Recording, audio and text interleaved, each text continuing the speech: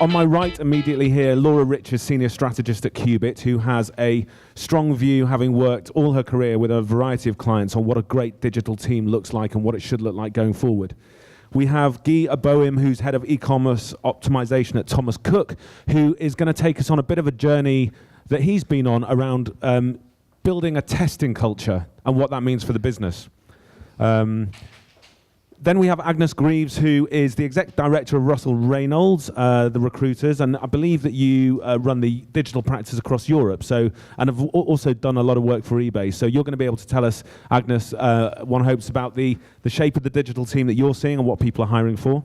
And finally, John Boville, who's the IT and e-commerce director at Monsoon Accessorize, who is one of the very few at this stage senior practitioners who can talk in digital fluency about in the language of tech infrastructure, as well as understanding, the needs of a retailer. So merchandising, trading, the commercial side. So a good conversation to be had. What I'm going to do is I'm going to start off with some questions, and I've got some questions that will lead us through the session. If while we're going you feel there's something you want to ask or want to test these guys on, please do put your hand up, and I'll keep sweeping the room to see if anyone wants to contribute and participate. Starting off with something Graham said about building in data at a very, very high level, at a board level, an understanding of data and digital. Perhaps we can go there first and work our way down to how it looks on the ground. Laura, you had a view about the way board level representation has been too low in the past in terms of really understanding the fluency of digital and data. Is it still too low? Well, I don't know about that. I think that there's a bit of a trend in the market, and Agnes, I'm keen to get your view on this, around having a chief data officer on your board. So previously there's been lots of versions of the truth in the business. There's been siloed data, and I suppose the role of the CEO is to understand, all the lobbyists coming to him with, small bits of data with, the view to getting their view, their point heard. And the CEO is having to make a decision based on that. But now with so much data in an organisation, I think there's a need for an impartial view. So there's a role to be played for a data insight team who have no particular agenda other than to give the single version of the truth. And I think that person at a board level, your chief data officer, could be a really useful representative. So Agnes, with that in mind, with e-commerce being no longer just a channel with a percentage attributed to it of sales, but actually, as Graham's shown us, potentially the very, very baked-in heart of the business, are big corporations as well as pure play new startups taking it seriously enough to have that level of understanding and fluency on the board? Yeah, I think it's starting to come. So last year was definitely the year of the digital non-executive. So we saw a huge spike in non-executive hiring with people with digital backgrounds and an ability to guide the organization on the structure that they needed and how to be a little bit more agile and how to think slightly differently about their consumer base. You see people like Nicola Mendelsohn going on the board of Diageo, for example, and then you start to see the trickle-through effect of some of the appointments that are made throughout the business as a result of that as well. And I think one of the other things, as we look at it as an organization at the moment as well, we see kind of three key communities who are driving some of this change, and all of whom where those roles are kind of moving around. So you have chief digital officers, you have CEOs of digital pure play businesses, and then you have digital chairmen, non-executives, etc. And those three roles in many ways are moving around, and people are starting to take on a NED role here and there, basically. It certainly is by no means proliferated across the industry, and I think also the other thing I would say is the other change that we've seen is where 3 years ago probably, chief digital officer, for example, was buried further down at the kind of manager layer of the organization. Now it's becoming a direct report to the CEO. And so if you really want to drive success, you have to have that stakeholder at the top. Thank you. And before we move on and out of the boardroom, the feeling I've got is that when we've spoken, you've told me that a real digital data leader that sits in a boardroom should have, a variety of skills now, should understand the commercial and the business orientated piece and the product, passion for the end consumer, obviously, but also an understanding of the tech and analytical skills.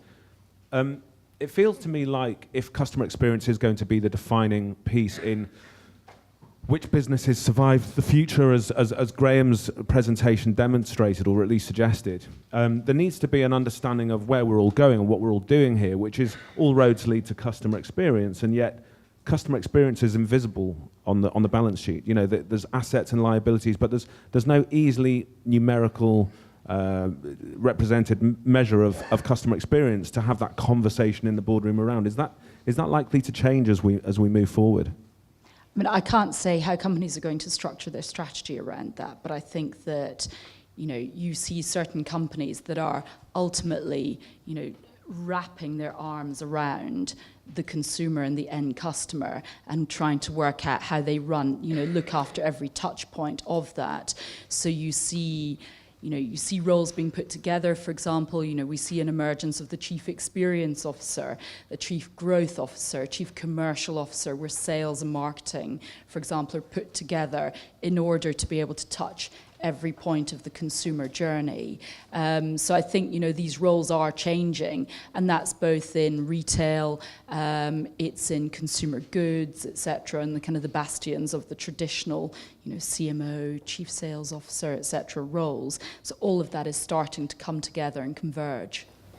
What's really interesting actually is the measures of success seem to be at the moment in a bit of a state of flux, because previously if you were perhaps the e-commerce head of e-commerce and you were looking at your KPIs, it was things like conversion rate, it was the bounce rate, your engagement, but actually increasingly those metrics in a multi-channel world become very difficult to actually interpret, and looking to customer success seems actually much more of a tangible measure of success than some of the traditional metrics that people have been using in the past. And I think what Graham said earlier just really spoke to the fact that you do need to have something that measures an experience across all the channels, and at the moment I think something like Net Promoter Score actually does that in a way that our traditional metrics just can't.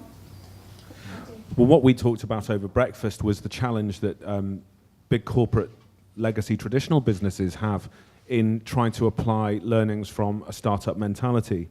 And so Guy, I'd like to come to you. At Thomas Cook, things have changed over the last 2 years quite rapidly, not just in terms of the way you've grown your team and the skills that you've employed, but also the cultural shifts now that you're starting to seed around the business. Do you want to give us a little insight into what you've been doing in the last couple of years? Yeah, sure. If I look back like a couple of years ago and think how my team was structured and how the business was developing new features and having those implemented on the site. I remember that we were doing some A/B and MVG testing, excuse me, but it was maybe 1 or 2 tests per month. It was a very small number of tests, and there were other features that were just going straight to the dev pipeline. They were implemented on the site, and we were looking at the performance, and sometimes it was just not delivering what we expected. There was some usability testing being done before the hand, but when it went live to real customers, we're not seeing the results that we expected. Over the last year, we've managed to increase the team, started just with an additional front-end developer and an analyst in my team. So we're only 3 people, but we started to really talk to the internal customers and talk about the importance of, always having a hypothesis and always testing anything that we wanted to have developed on the site.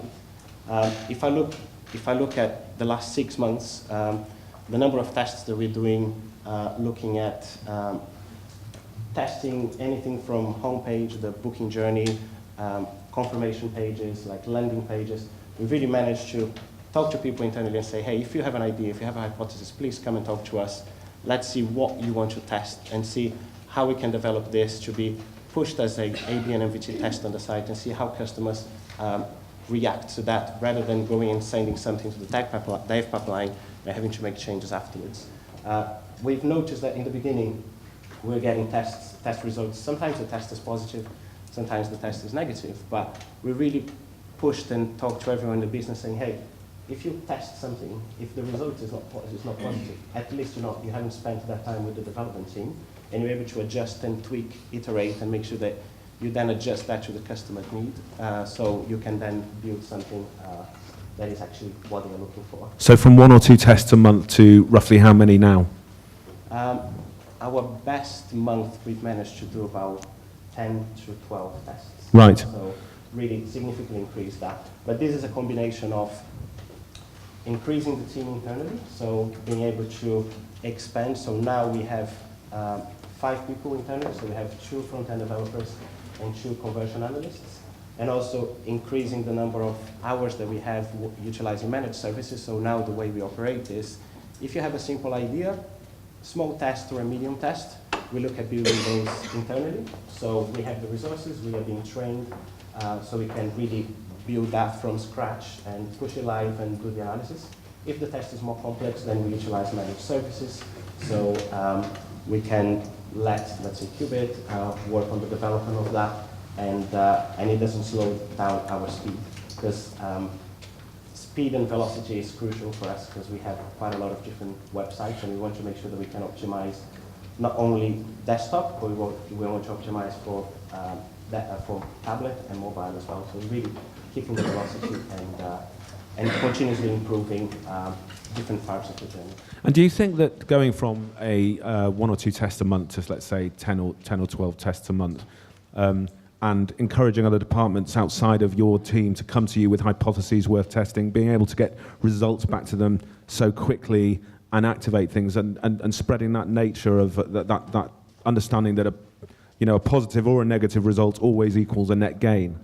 Do you think that that's starting to change the culture of a large, previously, I guess, siloed organisation like Thomas Cook, to one where we can adapt, we can be flexible, because that, quite frankly, mirrors the behaviour of a customer? Is it changing a culture? Yeah, definitely changing. I remember, like, every now and then I would look at the site and I would look at a homepage or another page and something has changed. Then I was like, who changed that? And it was either a change on the CMS where a phone number was displayed in the header, or something was modified but without any kind of real testing, any testing. Now I can see that everyone in the business, we work very closely with the product managers, we work very closely with the marketing and teams in the local markets. So every time they have an idea, they come to us. But what we make to ensure that everyone is aware and embracing kind of the testing and optimization culture is, whenever we build a test, whenever we have something that is going to go live, we send an email. We have a distribution list that is sent out to people in the UK, in other countries as well, so they are aware of what's happening and what we are testing here. We also include the technology team. We have an ADIA, so everyone in the business is aware of what's being tested. And when we have the results, we make sure that we publish the results as well to everyone. So this really gets kind of, excitement from everyone. So they see what has been tested, what is working, what is not working. So when something goes to the development team and is prioritized to be built, the development team, they're very confident and they know that that has been tested, that has been validated, and it gets kind of the customer kind of reassurance. Thank you. John, can you give us a view from the retail end? You're dealing with a whole multiple of challenges from online to offline, and I know that you're going through a shift in terms of how you are currently structured as both an e-commerce team and an IT team, and how that's going to play out over the next 12, 16 months. What's the view from retail on some of this? The structured debate doesn't really interest me massively. It's almost irrelevant. It doesn't matter. It's the thinking that's important, learning. That's just really important. Always happy to pick out the irrelevant pieces. No, but the point is the point from earlier presentation. You've got to orientate yourself around positive outcomes for your shareholders, right? If you're talking about measurements, that's obviously what you're measuring your business on. So that it's relatively simple. You've got to keep it simple. It's about delivering what the customer wants and orientate yourself around that. I suppose going back to some earlier points around organisational structures, my personal view is a relatively simplistic view. I think ultimately we've got to adapt to what is an increasingly evolving space, and be willing to learn, adapt to, and be open to learning, adapt to as an organisation. Easier said than done when you've got legacy. When you talk about IT world, you've got a massive amount of legacy. big structures orientated around a different way of trading. So if I explain what I mean by a different way of trading first, in fashion retail, very simple business, way we always orientated was pushing product out to physical stores. We were absolutely in control of that engagement, right, with customers. So coming to our physical badge stores, Monsoon Accessorize, about 1,500 roughly around the world, about £1 billion turnover business. We trade in sort of 74 countries, ballpark. So that's what it's orientated around, Very simple model, Now it's completely changed. Everything was discussed earlier, so I won't bore you with how it's changing, but it's completely changing. So we're becoming much more towards a customer pull model, and we've got to be much more responsive to that as an organisation, and that emanates across every part of the organisation. So when you talk about structure, I think the retailers that really succeed are the ones that are really changing from the top. So there's the guys who are really adopting this and putting CEOs in who've got a digital orientation in some form. Either come up via the pure play world or come up through retail ranks by working in digital areas, etc. And I think that's the only way you're really going to affect that change. I agree with Agnes, what she said. I think if you're in the process, we've obviously got a legacy management team in place. Obviously, it's got to go through NEDs, chairmans, etc., because it's easier said than done. But I think that's where it's going. I think as far as the change process is concerned, so my second to final point is it's got to be a drip feed approach. At the end of the day, the customer sets the pace. And we all love to put in new technologies, we all love to put in new experiences, but at the end of the day, it still is a relatively simple business model, fashion retail. It is about a product-orientated business. That's what our business is about. It will continue to be about product-orientated business. That's the core of our business. So you can't forget that. But aligned to that is obviously the brand touch point. It's around our store experience, both online, offline, marketing, around service factors as well, and obviously the brand itself. So that's really in the product and brand itself. And that's really our business. It's a relatively simple business. Stick to fundamentals, get the fundamentals right, and don't ever forget them, for God's sake. The drip feed approach is, and going back to Laura's great point around data, is it's got to be a drip feed approach. You're not going to change it overnight. The customer doesn't change overnight. But it's a drip feed approach. So around customer data, we are going through massive change. Bilal and Nicola are here from Monsoon Accessorize, and the change we're going through, we've got a very big active reward base. About 46% of our customers use our reward card very regularly of our business. We're at a massive advantage having this rich reward base, very engaged customer base. And what we're trying to do is bring that into the heart of our data architecture and reorientate our business around that. Now, I am not going to change my founder in our business, Peter Simon, who started out trading on a market stall overnight of this customer data. It ain't going to wash. So it's just not going to wash. But I can drip feed it to him. So, for instance, on a daily basis, we can tell him how engaged that customer is. Simple things like recency, frequency of visit. Very simple. Start at that level. Then in time, talk around customer segmentation, how we can target those customers, etc. But start with the smaller side and grow big in time. And that'd be my big word of advice. It is a drip feed approach. You're not going to revolutionise it overnight, particularly if you're dealing with a lot of legacy. It's a point I think we're going to hear more from later when Greg's speaking. Greg's somebody who deals in achieving the impossible.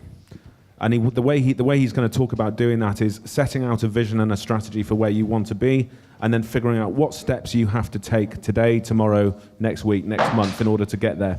The drip feed approach, and just to call out one of the pieces of collateral you'll find on your chairs today, the continuous optimization report is something we did with Forrester to try and benchmark across the world what businesses are doing well on this spectrum, on this scale of doing what you can't do by tomorrow, but you might be able to do by 2017, 2018 in order to give yourself the ability to evolve with the customer in terms of synthesizing your data, your tech, your people, your processes, and building the right structures and team workings.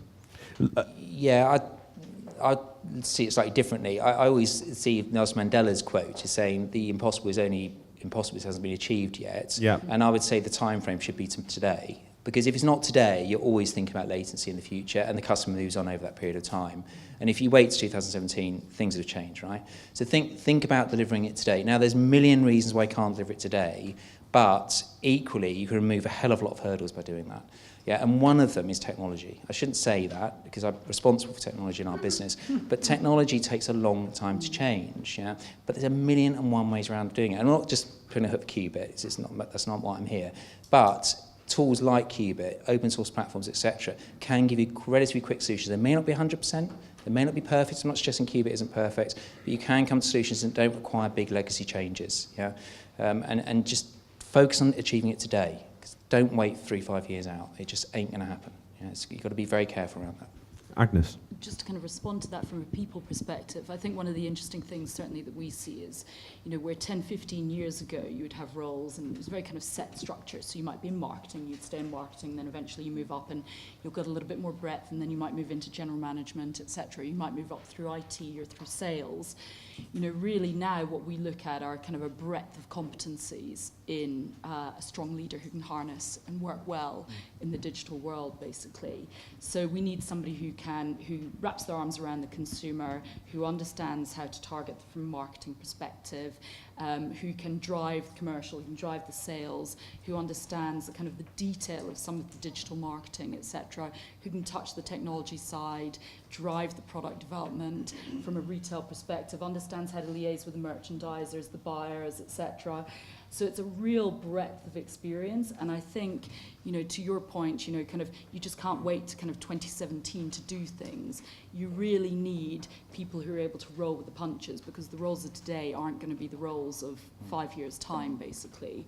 So it is a kind of quite a malleable approach to how you look at people and how you hire them, thinking quite hard about the competency sets that you need for your business, whether it's deep, analytics, whether it's kind of agile mindset, whatever else it might be, basically. But I would kind of counsel you to think quite deeply around that, as opposed to, we need a product director and let's go and hire one from there.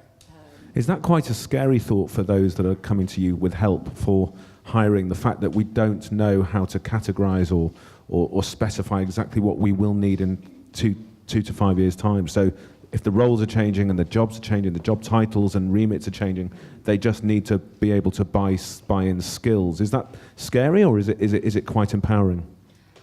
Both, I suspect, dependent on how entrenched in a certain way of thinking you are and how traditional you are in style. And also, to be honest, how big the mountain is that you need to climb, particularly in a traditional business. So how deep are the legacy systems, for example? How entrenched is a certain way of doing things and modus operandi, and that change has to come both from the top down and bottom up, basically, as well. It's thinking probably top down structurally, how do we change, and bottom up, when hiring straight out of university or at a more junior level, for example, what are the skill sets we need, and actually how do we create that at that level to bring that talent up through the organisation. But for us, we have to counsel quite carefully some leaders as to also helping them on their journey as to how they think through that as well. Laura, thank you. It's interesting you mentioned that, sort of the junior levels, because obviously we at Qubit are very much an extension of the sort of practitioner level teams, and our team is there to support kind of day-to-day operations through testing and optimization. And actually, we've seen in our recruiting and in the skills that we're looking for, it's becoming much more broad. So we don't just need people who can sit and analyze data. We need people who can analyze that data, understand it, then understand the technology to be able to do something about it, to be able to speak to board level representatives, but also get things done day to day. So actually, the skills that we're asking of even the junior levels within teams are so much more broad than they were in the past, and I think that's really challenging, but also very exciting for younger people setting out for a career in retail or in the travel industry. It's a big ask, but it does make the day-to-day very exciting, and is something that I think is a real benefit of the landscape as it is now. When we spoke about this last week, Laura, you were telling me that, so you described the polymath, which is this person that can do everything from coding and computer science to trading, merchandising, understanding a customer. Yeah. But you also spoke a little bit about the different processes that will make up a successful e-commerce operation. So one of the things you told me last week was that, where in the past digital teams may have been set up to work on some kind of quarterly deployment, so keeping the website stable or working to provide the platform or fixing bugs, they were looking at a continuously stable approach. Now we're looking at this continuously optimized approach, or whatever in your own businesses you might call continuous optimization, where every day is like every day is hoping that you've got the people in-house to ensure that whatever comes up that day is going to be dealt with and improved upon and handled. So almost the newsroom approach, where you don't know what's going to hit you that day, but you know that by the end of the day you have to have a result and a net gain and I mean, what's happening as far as e-commerce and retail is concerned about structuring around a new unknowable process? Yeah, absolutely. I mean, something that makes me laugh, actually, you read a lot around businesses saying we want to have more of a startup culture. We want to be behaving like a startup. So I think it was Hugh Fay from Net-a-Porter was talking about how he structures his 300 developers like a startup. And I thought that was really interesting, because I suppose the question is then, well, what do we mean by a startup? Well, obviously, it's not a young business. It's about, you know, being able to be agile, to be flexible, to have enough buffer in your team that not everyone is working towards this sort of 2-year goal, but actually you've got space to be able to respond to a market trend, something that's been in the press. And I think that that's, you know, a real challenge and quite a sort of shift.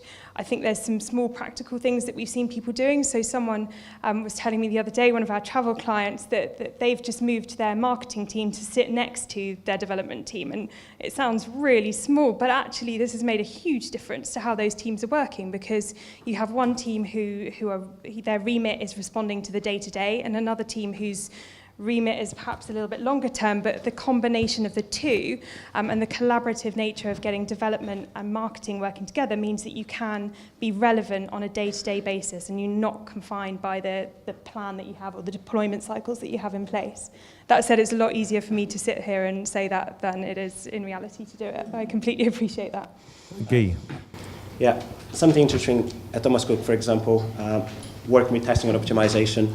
We have a roadmap where we look at what we want to be testing in the next, like, say, 3 to 6 months. We know that changes, but what we have noticed, especially over the last 3 to 6 months, is that the changes that, you know, we need to react to the business, like the changes that are happening right now. So we need to be able to optimize that, like today, on something that we realize that is not performing as expected. So what we're looking at is, although we have our themes and, you know, let's say mobile, or there's other areas that we know that in the next 6 months we really want to optimize, we are allocating some of our resources to things which are more like long-term, but also looking at things that are short-term and how can we best support the markets on changes that are really crucial and that have to be done straight away. One other thing just to mention that is interesting, when I think about my team is basically myself, 2 front-end developers, 2 conversion analysts, but in terms of the skills, if somebody's on holidays and let's say there's no analysts in the team, what we're doing is making sure that people are trained. So the analysts are organizing Google Analytics sessions, so the front-end developers get more, learn how to create the reports and how to do the analysis, and vice versa. The analysts are learning how to code, and, you know, they don't do the very complex tests, but they're really excited and interested in knowing how to do the small or medium tests. So it becomes a cross-functional team where people are really engaged and interested in learning about multiple disciplines and how can we support each other and the rest of the business. Great stuff. John, you had an opposing view. We spoke just before we started the conference this morning, and I was talking to you about one of the slides I'd seen in Graham's presentation earlier in the week when I was having a look through the slides, and we saw the IKEA slide where they are building teams around goals and around the jobs that a customer would want to do that weekend, as opposed to in traditional retail structures. And we were talking about a roundtable that Qubit held a matter of weeks ago when we launched the continuous optimization report in front of you. Andrew Robb of Farfetch was talking about how at Farfetch what they're doing is folding a development team and a marketing team in together around goals. So rather than having structured teams that somehow have to communicate with one another on a regular basis, they build teams around goals. And one of the challenges there is that you might have 3 or 4 developers across a business working on the same problem and coming up with different solutions at the same time. So there's a kind of overlap, which I suppose in an old style business hints at waste. But in a new style business, potentially, if we're talking about a more startup mentality and coming up with more than one solution per problem and a daily cycle, a daily release cycle or a weekly release cycle could be quite hints at that flexibility and that innovative startup mentality. When I put to you that there was this thing about building teams around goals, you questioned whether that was sustainable in terms of structural management. What's your view? It's a tricky one. I suppose the one thing I would say is we can all moan about legacy a lot and say how detrimental it is, but actually it can be very positive for business because legacy is there for a reason. And it sets, those rules of engagement, they've moved on, but at a particular point in time, those rules of engagement were irrelevant. And it actually can be very useful for business because if God said, learn from it. I suppose going back to your point around restructure, again, I'll probably go, I don't know. I honestly don't have a clue. If you're not your honest answer, I don't know. What I do know is that it's about learning. Yeah, I think that's what it's about. And I might inherently, we get a bit caught up in structure a bit too much. And I think it's interesting. So if I come about how we're approaching it, I suppose that's at the bottom of my head. So what we're trying to do, and it's not successful in every instance, in most instances actually it's rather unsuccessful, that's positive, that's a good thing, is we're trying to encourage a more open innovation culture in our business, right? And it's across functions, it's across organisations, it's across suppliers, it's with other retailers, and where there's a particular problem, or there's a particular customer need of our business that for whatever reason we haven't got the resources to fill it, right? Involves risk, so it's a big change in our business, or involves cost, which by definition involves some form of risk, resource utilisation cost. So it's customer experience, balance, resource utilisation. So we don't have, for whatever reason, the firepower in the business to deal with this. How do you solve that problem? Solve it by joining forces with thinkers around you who either solved it before, I've got a similar problem. Yeah? So share knowledge, share experience. We've got the technology tools now. We've got the right mindset in your business. That's the most important thing, culture in your business. That's how I think you address these issues. Now, if that comes back to the far-fetched model, if that comes back to the IKEA model, maybe. I think ultimately, though, in a business, you do have to respect that people have experience in certain areas and be able to utilise that experience to the best outcome for your customer. Now, what the structure of your business means going forward, whether it's more around customer outcome, customer experience, a particular scenario, maybe. I think the thing that only concerns me about that particular way is it moves on very quickly, and ultimately people still have core competence based on their own inherent ability. So your structure can't ignore that. So you've got to be very careful, I think. That's what's in my mind. I'm probably not answering your question very well, but that's what's in my mind about it. Yeah. Well, it answered well enough to fuel the next question, which is back to you, Agnes. I suppose what we're doing is risking drawing a line between traditional businesses that were born before this digital era, this customer era in which we live, and those born after, which is something you said to me when we spoke, hints of not being true, because as well as getting a lot of digital people such as Nicola Mendelsohn going to sit as a non-exec director on a board like Diageo's, you're saying that sometimes you're seeing a pure play founder or CEO going to work for more corporate businesses because of the learnings that you can get there, which plays into what John said, which is legacy's sometimes there for a reason. It works. There's learnings to be taken. You talked about corporates teaching the new startup world things that they couldn't easily learn elsewhere, like leadership. What's the sort of movement you're seeing of candidates going that way, back to traditional businesses to spread and learn? I mean, you have people like Mark Lewis, who's gone to John Lewis, for example, amongst others. People with kind of entrenched pure play experience, and they bring that experience to traditional businesses. And I think, it's interesting, one of the things we notice is you can lead in a pure play world very, very successfully, it's often through numbers and being heavily focused on the ROI. Which is absolutely the right way forward, but also in traditional businesses, I think you learn to influence across business, and you learn, to influence people who don't all look like you do as well. So you learn to, and you probably know all about this, John.